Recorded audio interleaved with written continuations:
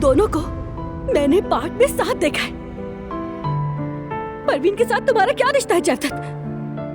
नहीं नहीं, तुम्हारा दिमाग खराब हो गया जवेरिया। तुम मुझसे ऐसा सवाल कैसे कर सकती हो जवेरिया? तो फिर ठीक है, बताओ क्या ये सब कुछ झूठ था जवेरिया?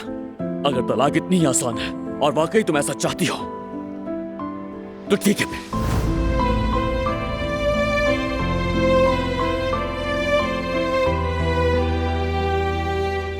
हम इस हाल तक कैसे पहुंच गए जयदत्त?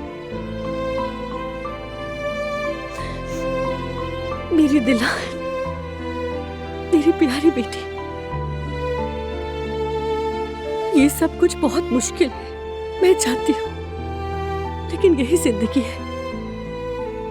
बाज़ औकात कुछ इस तरह के हालात पैदा हो जाते हैं जिसका कभी हम कोई हल नहीं निकाल पाते, चाहे फिर कितना ही प्यार क्यों ना हो। लोग अपनी अना पर काबू नहीं पा सकते और हम भी नहीं पा सके मेरी जान। हम कुछ नहीं कर सके। हमारे इस रिश्ते को बचाने के लिए हम नाकाम रहे। हमें माफ कर देना दिलान, माफ कर देना। कहते हैं कि मोहब्बत जीत जाती है, लेकिन हमेशा नहीं।